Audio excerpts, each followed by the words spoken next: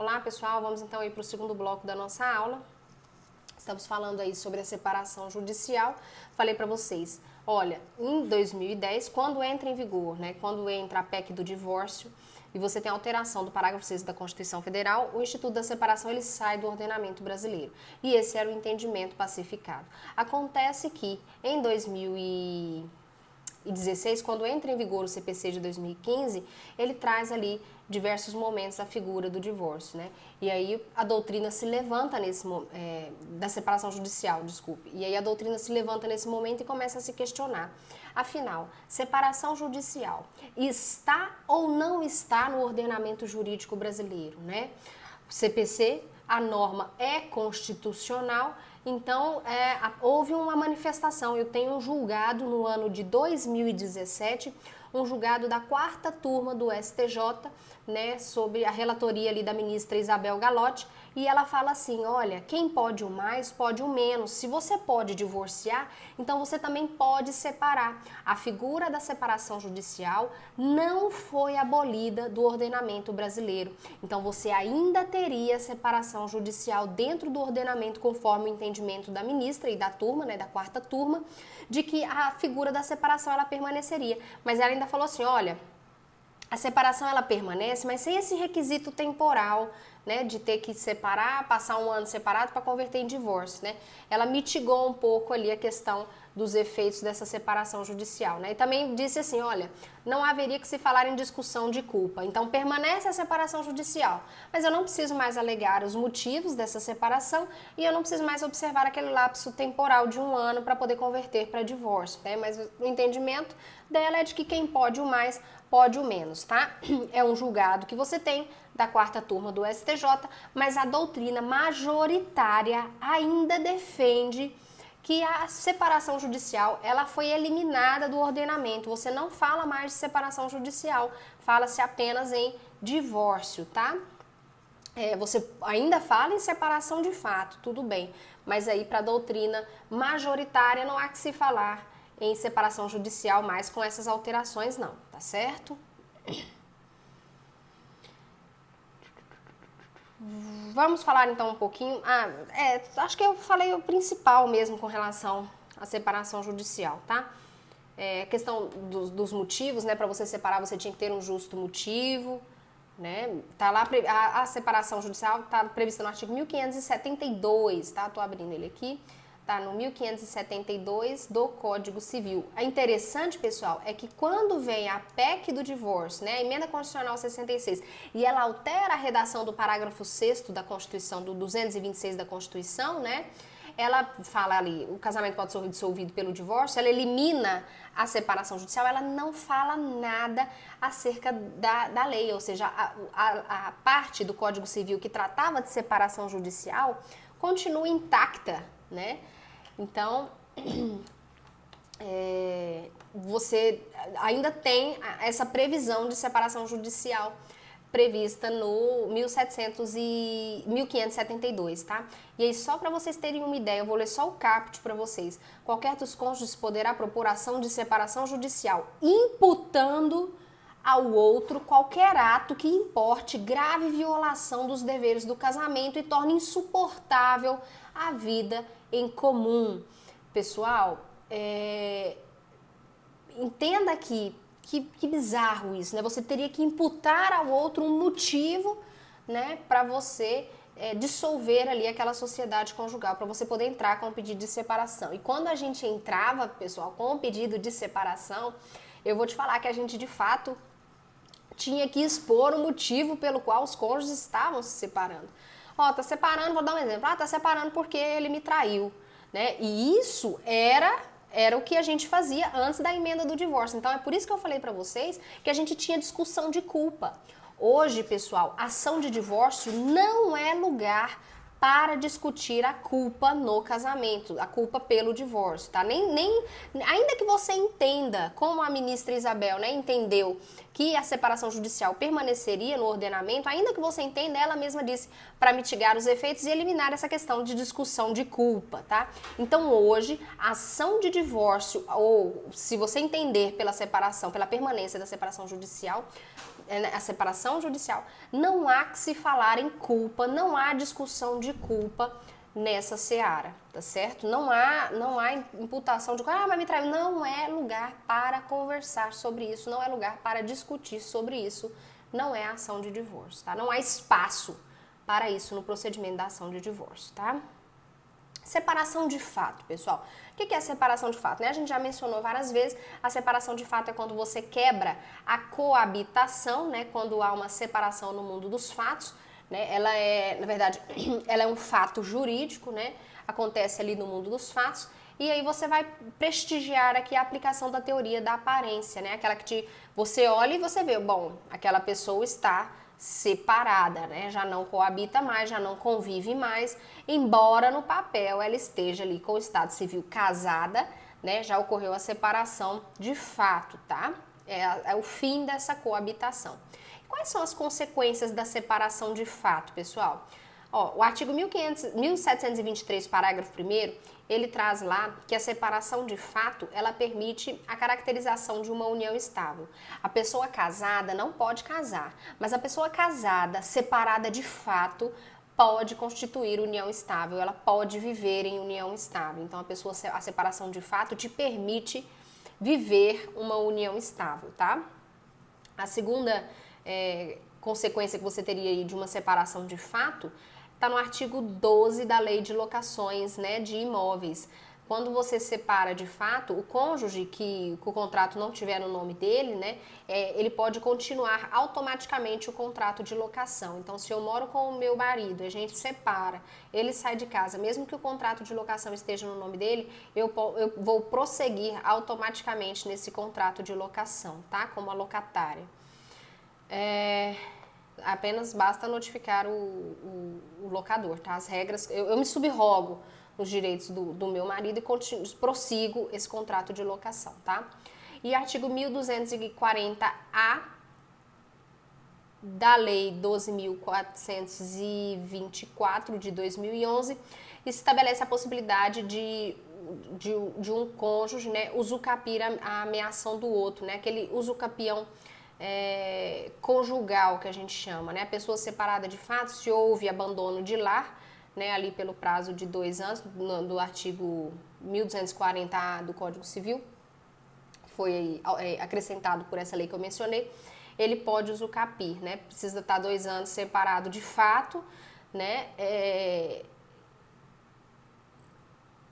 E tem que ter o elemento do abandono de lar, tá? Cuidado com isso, porque tem muita gente que fala assim: ai, mas se eu sair de casa vai dar abandono de lar. Doutor, se está insuportável a vida em comum e você sai de casa, você tem um motivo para sair de casa. Aqui, para você ter essa usucapião, né, conjugal, que a gente fala, você tem que ter o ânimos, a intenção, o desejo de abandonar o lar. Tá? Você desaparece sem deixar vestígio, sem deixar rastro, né? Você vaza. Isso é abandono de lar, né? Que poderia autorizar essa usucapião. Mas você sair de casa simplesmente porque você não consegue mais suportar a vida a dois, isso não configura abandono de lar. Muito cuidado, você vai ouvir isso com muita frequência dos clientes de vocês, né? Se sair de casa, já era, você perde tudo. Pelo amor de Deus, doutor, não perde não, tá bom? É só se você abandonar o lar, tá? É claro também, separação de fato também põe fim aí a regime de bens, que a gente já estudou, né? Cessa o regime de bens a partir da separação de fato. Embora no Código Civil você tenha ali uma série de dispositivos falando assim que não cessaria pelo prazo de 5 anos. Não interessa, doutor, separação de fato, ela põe fim sim ao regime de bens. Inclusive o artigo 1830, que trabalha lá em direito das sucessões, né, ele fala assim que após 2 anos a separação de fato é que você não entraria mais como herdeiro. Cuidado, tá? Você separa de fato, mas se você ficasse ali mais 2 anos casado no papel, você entraria ainda como herdeiro. Cuidado com isso, doutor, pelo amor de Deus. Eu estou falando para você que separação de fato põe fim a regime de bens. Se põe fim a regime de bens, também põe fim a esses direitos sucessórios. Esse é o entendimento moderno, esse é o entendimento vanguardista, tá? Separação de fato colocaria fim, sim, a esse direito à herança, tá bom? Você não há que falar em permanecer como herdeiro do outro após separação de fato, não, tá? Mas é claro que você sempre vai considerar ali as peculiaridades do caso concreto e a letra da lei, em alguns momentos, ela merece ali a plena aplicabilidade, como no 1830, então nesse caso aí, né, vai depender muito do interesse do seu cliente para você defender um posicionamento ou outro. Pela letra da lei, né, ele seria herdeiro ali, né, teria direito à herança até 2 anos após a separação de fato. Pelo entendimento de boa parte já da jurisprudência e da doutrina, esse direito cessaria com a separação de fato, tá bom? É claro, também cessam ali os deveres conjugais, tá? Com relação a essa questão da herança, eu coloquei aí para vocês no material de apoio um RESP, né? O RESP 1.065.209 de São Paulo do ano de 2010, afirmando que cessaria esse direito à herança com a separação dos corpos, com a separação de fato, né? Não aplicando o artigo não aplicando o artigo 1830 do Código Civil, tá certo, pessoal? Outra forma de dissolver o casamento é pela morte, né? A morte, ela dissolve a sociedade conjugal e o vínculo matrimonial, né? Quando você trabalha aqui a morte, você tem que pensar a morte real, aquela morte, né? Que você tem ali um atestado de óbito, mas você também não pode esquecer da morte presumida, né? A morte presumida, você tem 2 formas de morte presumida. Você tem morte presumida com declaração de ausência e morte presumida sem a declaração de ausência. Morte presumida com declaração de ausência é aquela lá do Código Civil, né? Que a gente estuda lá no comecinho do Código Civil. É aquela que passa 10 anos, aí depois tem a sucessão provisória, depois a sucessão definitiva. Já a morte presumida sem declaração de ausência é aquela, não que a pessoa sumiu dos domicílios sem dar notícia, é aquela que a pessoa estava no momento onde houve alguma catástrofe, alguma calamidade e seja extremamente provável que aquela pessoa morreu, né? Um exemplo para vocês lá, a tragédia de Mariana, né? A pessoa trabalhava lá, então assim, no corpo até hoje não foi encontrado, então existe grande probabilidade que aquela pessoa tenha morrido naquele trágico acidente não, né? Naquele crime, né? Naquele horror que foi, né? Então ali você vai aplicar o artigo 88 da Lei de Registros Públicos, você entra com um procedimento de justificação e ali o juiz já atesta a data do óbito. Eu não preciso respeitar aqueles prazos do Código Civil de 10 anos, depois mais 10, tá? Então aqui seria uma morte com morte presumida sem declaração de ausência, tá? Quando a pessoa é extremamente provável o falecimento dela, tá? Naufrágio, maremoto, né? Catástrofe, enfim. Já a morte presumida com declaração de ausência, pessoal, cadê? Ela está prevista ali, né, no 1571, parágrafo 1º, que traz ali, né, a morte para dissolver o vínculo matrimonial, é aquela que você tem o procedimento de ausência, né, de declaração de ausência. Eu confesso que até hoje eu só vi um na minha vida, né, um procedimento de declaração de ausência, que já tinha acabado de sair a sucessão provisória e a gente ia entrar com o pedido de sucessão definitiva, já tinha passado o lapso de 10 anos. Bom, para a corrente majoritária, pessoal, você só teria a morte presumida e você só teria a dissolução do vínculo matrimonial na última etapa lá do procedimento do artigo 37 do Código Civil, né, que seria com a abertura da sucessão definitiva. Então você só poderia casar novamente, porque você só seria viúvo após essa sucessão definitiva. Gente, é claro que esperar esse tempo todo para casar de novo, a pessoa acabava optando pelo divórcio, né?